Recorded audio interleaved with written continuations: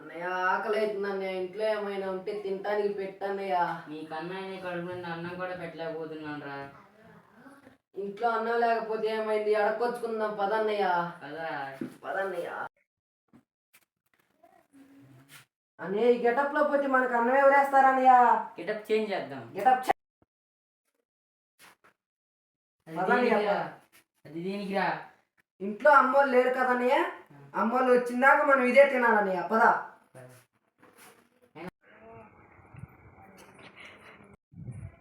అన్నయ్య ఇప్పుడు ఏమన్నారో నీకు తెలుసుగా? నాకు తెలుసులే, చూస్తావు నా టాలెంట్. పద పద.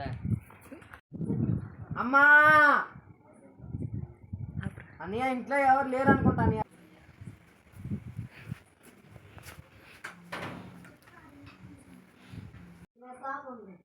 ఆయన చూస్తానికి చాలా డీసెంట్ గా ఉన్నారు. ఈ కాలంలో ఎవరో అడుక్కునేది. అయ్యో ఇది చలికాలం అనుకుంటా అమ్మా, అయితే మేము వానాకాలం వస్తాంలే కానీ అన్నం సర్ది పడకుండా చూడమ్మా.